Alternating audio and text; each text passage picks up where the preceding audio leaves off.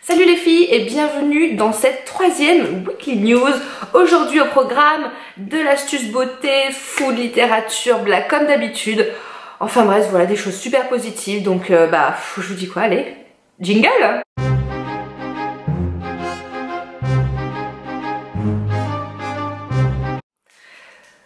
Comme d'habitude, on va commencer par le point qui va nous intéresser le plus, c'est le point culture. Yeah, on adore! Alors, le point culture, aujourd'hui j'ai un bouquin à vous présenter, c'est un bouquin que j'ai terminé très récemment et je viens du coup vous en faire la présentation. Ça s'appelle Le chapeau de Mitterrand, écrit par Antoine Lorrain et qui a remporté en fait le prix Relais des Voyageurs 2012, super grand prix. Ça se présente comme ça, c'est un tout petit format. Je vous fais un peu le speech. C'est un mec qui a une vie totalement classique et en fait qui rencontre François Mitterrand dans une brasserie. Le même François Mitterrand oublie son chapeau et le monsieur récupère ce chapeau et le garde précieusement jusqu'à ce qu'il le perde, etc. Et on voit trois vies s'entremêler, quatre vies même, au final 4 vies s'entremêler ensemble grâce et autour de ce chapeau. C'était hyper sympathique. C'est une lecture sans prise de tête que je vous recommande. Ok, on continue. Deuxième petit point culture, je viens vous faire part d'une pièce de théâtre que j'ai eu la chance d'aller voir. Une amie m'y a emmené pour mon anniversaire, que je remercie bien vivement, gros bisous. C'est le titre de la pièce, c'est La Dame Blanche, en référence au personnage d'horreur de conte que tout le monde, en tout cas, a entendu parler. C'est une pièce assez participative qui se passe, en tout cas, enfin qui est jouée au théâtre Renaissance à côté de République. Le théâtre est somptueux, un peu à la vénitienne, avec le velours rouge, les grands balcons, enfin c'est vraiment super joli. J'ai beaucoup aimé l'alliance en fait du drôle, parce que c'est très humoristique, très sarcastique, avec le côté un petit peu horreur, donc les fantômes, les bruits, les monstres qui apparaissent. C'était très sympathique, les acteurs jouent divinement bien, les décors étaient pour une fois super sympas parce que du coup c'était sur 3 plans qui tournaient, donc ça change un petit peu des pièces de théâtre avec un décor fixe. Là ça tournait, donc c'était très joli. Le seul petit que je peux opposer à cette pièce, c'est que si vous n'êtes pas placé au rez-de-chaussée, enfin niveau orchestre on va dire, c'est un peu compliqué quoi, parce que du coup vous manquez pas mal, je trouve, de scènes participatives, parce que les acteurs ont surtout participé pendant la scène sur le côté orchestre. À la rigueur, vous allez voir si vous êtes au premier balcon, premier étage juste devant, mais dès que c'est au-delà, on voit plus grand-chose et je trouve ça dommage. Allez y faire un tour, faites-vous plaisir, allez-y avec vos copines, votre chérie, vos parents, ce qui vous voulez, et profitez parce que c'est vraiment un pur moment de détente. En parlant de détente, sujet hyper important en ce moment, la détente. Je vous donne 2 astuces beauté. Un moment un peu cocooning, c'est-à-dire que qu'est-ce qui fait aussi le petit détail, ce sont des mains. Les mains bien entretenues, c'est hyper important. Manicurées, bon ça l'est moins, hein, je veux dire ça dépend de vos goûts, si vous aimez bien passer du temps là-dessus ou pas, mais en tout cas s'occuper de vos mains c'est important. Donc premièrement gommer vos mains, c'est-à-dire faire un gommage, un gommage doux, mais je trouve ça super important de pouvoir gommer ses mains.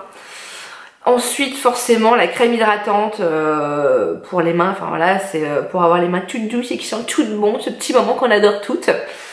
Après vous avez également des huiles à cuticule qui existent pour éviter d'avoir plein de petites peaux mortes autour des ongles, qui n'est pas forcément hyper joli ni hyper agréable.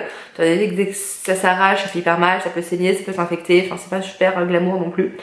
Donc voilà, faites attention à ça. Voilà, faites attention à vos mains, c'est hyper important si vous voulez en plus même vous sentir joli. C'est vrai que les ongles rongés c'est pas beau, enfin en plus d'être dangereux parce qu'on peut très vite attraper des panaris, donc c'est pas très joli en plus à regarder les gens qui se rongent les ongles, malheureusement c'est pas très glam. Donc faites attention à vos ongles, c'est hyper important et vous vous sentirez tellement mieux après. C'était la petite minute de tente. Astuce maquillage que je vous donne aujourd'hui, c'est vrai qu'on a peu le temps d'expliquer le pourquoi du comment, mais aujourd'hui voilà comment faire tenir votre maquillage. Qu'il y a beaucoup de filles qui se disent ou qui le vivent au quotidien, le maquillage tient pas, les ombres à paupières en fait vont dans les plis, le fond de teint disparaît et puis blablabla. Donc je vais vous donner la petite astuce pour que ça tienne. Premièrement, il faut utiliser une base. Avant votre faux de teint, avant votre bébé crème, avant tout ce que vous voulez, il faut utiliser bon, forcément votre crème hydratante, on est d'accord là-dessus. Vous hydratez votre peau, c'est génial. Mais il faut une base par-dessus pour bien faire tenir le maquillage. Je vous en présente 3 vite fait, celle que j'utilise le plus en fait. Donc j'ai la Baby Skin Efface Pore Minute de chez Maybelline. Donc il y a une texture très siliconée, donc qui va faire plutôt un effet tout doux, mais qui est translucide, donc pas d'effet de couleur, c'est vraiment tout doux mignon. Donc voilà. J'en ai un de chez Paul & Joe, donc c'est la Protecting Foundation Primer en teinte 02. Donc celle-ci c'est une base liquide colorée que je vais mettre juste avant plutôt une bébé crème, c'est-à-dire que voilà, je mets juste une crème teintée derrière pour pas avoir trop de couleur sur la peau.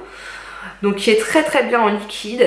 Et bien sûr la all time favorite comme disent nos blogueuses américaines. Donc mon préféré c'est The Professional de chez Benefit. Voilà. Donc qui a pareil un effet siliconé mais qui va réduire bien sûr les pores, mais qui a une petite coloration légère. Donc après vous n'êtes pas obligé de mettre un fond de teint très couvrant par dessus, vous pouvez mettre vraiment une petite eau de teint toute légère et ça fera l'affaire. Et ça va déjà faire tenir votre maquillage toute la journée, croyez-moi. Si vous appliquez bien votre base, il n'y a pas de raison moi que vous mettiez vos doigts comme ça, voilà, ça c'est sûr, mais si vous ne touchez pas au visage, ça ne bougera pas. Le deuxième point sur lequel, si vous voulez que ça tienne vraiment toute la journée, je peux pas trop transiger, c'est le spray fixateur de maquillage. En fait, c'est un spray, donc une eau, qui va venir illuminer un petit peu votre visage, la protéger, étant donné que ces eaux sont souvent vitaminées, ont souvent différents complexes. Ça peut être illuminateur, ça peut être matifiant, ça peut être nutritif, enfin voilà. Et en plus de tout ça, ça va vraiment venir fixer le maquillage à votre peau pour toute la journée. Bien sûr, faut pas juste faire un pchit, faut essayer quand même de vaporiser l'intégralité du visage. Je vous en présente 2 aujourd'hui. La première que j'ai achetée récemment, c'est The Body Shop Vitamine E Hydrating Face Mist. Donc voilà. Donc là, c'est plutôt un spray qui va être nutritif, qui va venir vraiment aider ma peau à bien tenir le maquillage et vraiment que ça... qu'il n'y ait pas trop de zone de brillance, qu'il n'y ait pas... voilà, pour vraiment, on va dire, allonger la tenue du maquillage. Ensuite, celle que je vais plutôt utiliser en hiver, parce que j'ai l'impression d'avoir un peu plus de sébum en hiver sur ma zone T, c'est la Makeup Setting Spray All Control de chez Urban Decay. Donc celle-ci c'est vraiment anti-sébum, il n'y a pas une goutte de sébum qui va s'écouler de votre peau durant la journée et ça je trouve ça trop topissime. Ce spray je l'adore, je le recommande, c'est onéreux mais franchement ça vaut vraiment le coup et ça va changer votre vision du maquillage quoi. Pour moi avant ça je n'étais rien et depuis je suis tout.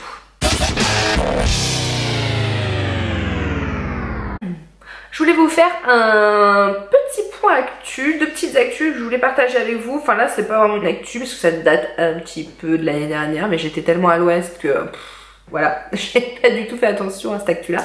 Bref, je sais pas si vous êtes censé savoir, mais il y a une boutique NYX qui a ouvert à Paris La Défense.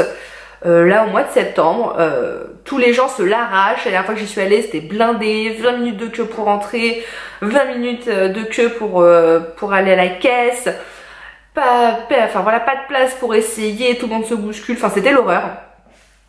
C'était totalement l'horreur. Moi j'aime bien faire les boutiques quand il n'y a personne, pour avoir le temps de regarder, de flâner et pas être stressée, donc c'est vrai que c'était un petit peu compliqué. Du coup j'ai appris de sources sûres qu'il y avait une boutique NYX qui a ouvert rue du Temple à Paris, donc plus précisément je prends la petite note au 172 rue du Temple, et qu'elle ne serait pas blindée. Pour ceux qui ne connaissent pas la marque, c'est une marque qui a été acquérie par le groupe L'Oréal en 2012 et qui présente des produits de cosmétiques, maquillage professionnels. NYX c'est une marque très sérieuse, mais vraiment à des prix, à des petits prix. Voilà, vous pouvez enfin aller en boutique essayer les produits et moi je trouve ça génial. Parce que c'est une marque, à chaque fois je me disais si je me fais livrer, en même temps je sais pas trop la taille du produit, parce qu'au moins on voit le grammage, mais 4 grammes ça ressemble à quoi, enfin ça me gonfle toujours un petit peu quand je sais pas à quoi ça ressemble d'acheter par internet. Et une autre boutique, une autre marque en tout cas qui s'appelle ELF, ELF pour Eyes, Lips, Face, qui vend pareil du maquillage vraiment pas cher du tout. Pour vous dire, les premiers prix sont à 1 €. Alors je sais pas ce que ça vaut pour 1 € pour être très honnête avec vous. Il y a pas mal de blogueuses qui en parlent. Après voilà, je l'ai pas testé personnellement. Je pensais me faire livrer après les fêtes, une fois que toute l'euphorie de Noël serait passée. Donc me faire livrer gentiment un petit colis et je vous en parlerai. Mais en tout cas voilà, déjà cette boutique, il y a une boutique qui est ouverte en France en 2015. Je suis carrément à la ramasse, mais bon, je l'ai découvert il y a pas longtemps en cherchant. Et cette boutique est ouverte à Aix-en-Provence. Donc les filles qui habitaient le sud, c'est l'occasion d'aller vous faire plaisir. Donc chez ELF, donc vraiment des tout petits prix, ne serait-ce que pour les pinceaux, pour plein de trucs. Ça vaut le coup des fois si vous cherchez un produit un peu spécial pour une occasion de vous voulez pas vous ruiner. Voilà, ça peut être une alternative assez sympathique. Lors de mon petit week-end à Paris où j'ai été voir la Dame Blanche, j'ai pu me rendre au restaurant fixe du Camion qui fume. Le Camion qui fume, c'est quoi? Pour celles qui ne connaissent pas, c'est à la base un food truck avec une américaine qui en est à l'initiative et qui a voulu faire du burger à Paris dans son camion, le camion bleu que tout le monde adore et idolâtre en région parisienne en tout cas. Et elle a décidé récemment d'ouvrir un restaurant fixe dans le 2e arrondissement de Paris. Donc c'est au 168 rue de Montmartre, je vous mets l'adresse. Alors qu'est-ce que j'en ai pensé? Les burgers étaient divins comme d'habitude, bien bourratifs. J'ai pris les beef chili fries, donc c'est des frites avec du cheddar râpé et de la sauce chili, donc avec des haricots et du bœuf un peu tomaté, pimenté. Les frites étaient vraiment très bonnes avec la sauce. Sans la sauce, je les ai pas trouvées folles. Le goût de la pomme de terre était pas ouf, mais bon, voilà, ça passait. Enfin, avec la sauce, ça passait vraiment très bien. Et le burger était divin. J'ai pris le classique, bacon, oignon, pain, sauce barbecue. Enfin, j'ai pris vraiment le classique. C'était sublimissime. C'était trop bon. En revanche, le lieu est vraiment pas top. J'ai pas trouvé que le lieu était sympathique. J'ai pas trouvé que c'était très propre non plus, pour être honnête avec vous, même pour un fast food. J'ai pas trouvé ça, enfin je vais pas manger sur le sol quoi, enfin j'ai pas trouvé ça génial. C'était très haut sous plafond, il y avait peu de tables et du coup je sais pas, ça faisait très, je sais pas, un peu relâché, un peu pas net quoi. Donc voilà, c'était un des points négatifs et le deuxième point négatif, mais le prix quoi. Oh, le tarot pour un burger, une boisson et les fameuses frites nanana si vous prenez pas le menu, parce que moi du coup je voulais les frites spéciales pour goûter, donc c'était hors menu, donc tout était hors menu. 18 €. J'ai halluciné quoi, 18 balles pour un burger, une petite portion de frites et une boisson quoi. Enfin je sais pas, moi ça m'a choqué, j'ai trouvé ça hyper cher, c'était très bon, mais c'était hyper cher pour un fast food quoi. Moi le fast food je paye 10 balles quoi, même pas. Là 18 € je me tape un resto quoi. Enfin bon voilà.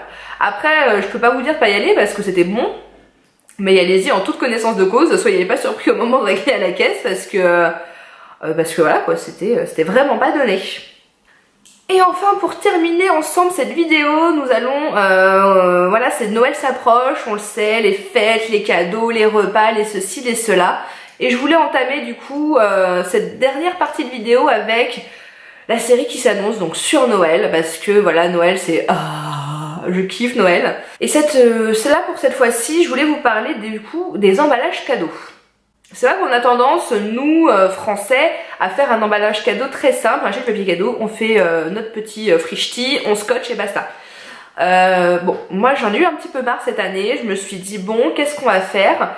Et deux idées du coup m'ont été proposées. Une amie à moi qui est partie au Japon cette année m'a en fait raconté qu'au Japon, quand on offrait un présent, on n'enveloppait pas de papier, mais de tissu.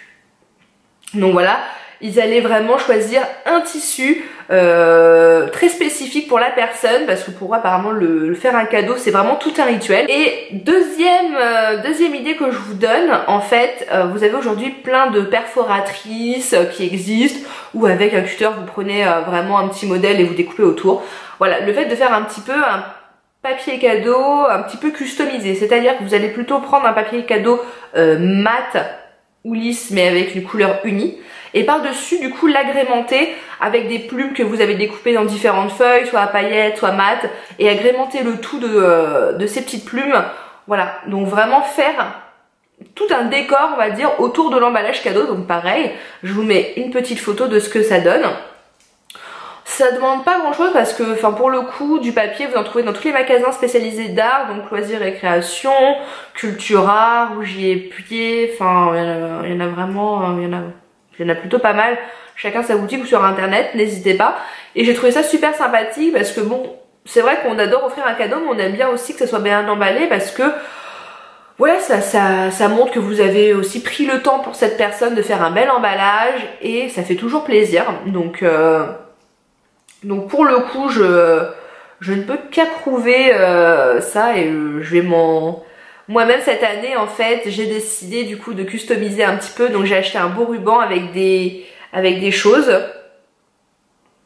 Je vais même vous faire voir. Donc pour les premiers cadeaux, donc ça va être un papier blanc avec des petites étoiles dorées. Et en fait, je vais faire du coup un ruban sur les angles avec du coup, voilà, c'est doré avec des petites perles. Donc je trouvais ça, et des étoiles, enfin c'est hyper sympa, moi j'ai trouvé ça super joli. Voilà, pour customiser un petit peu le truc. Et puis après, j'achète souvent des sacs, vous savez, à offrir. Je trouve ça super beau d'offrir un petit cadeau en plus dans un sac. Enfin voilà, c'est mon petit délire. Les gens les gardent, les réutilisent et voilà. Comme d'habitude, j'espère que vous avez aimé cette vidéo. En tout cas, moi je prends toujours beaucoup de plaisir à les faire. J'aime bien vous papoter, papoter tout court. Et surtout, voilà, raconter plein de petites choses, parler d'autres choses que j'aime à part le maquillage. Que bon, c'est vrai que c'est toujours un peu réduit. J'aime beaucoup de choses à côté et je suis vraiment contente de pouvoir échanger avec vous tout ça. Donc si vous avez aimé cette vidéo, n'hésitez pas à mettre un petit pouce en l'air, ça fait vraiment toujours plaisir et ça encourage à continuer de partager, à faire d'autres vidéos sur d'autres thèmes. Si vous n'êtes pas inscrit sur cette chaîne, n'hésitez pas à le faire, pareil, ça encourage et ça fait toujours plaisir de voir qu'il y a des gens qui regardent ces vidéos. Et puis à me suivre bien naturellement sur Instagram avec mon profil @elbeautyfood. Et puis bah je vous dis à très vite et vous laisse comme d'habitude sur une petite vidéo. Allez, salut les filles hein. Oh shit, you're right.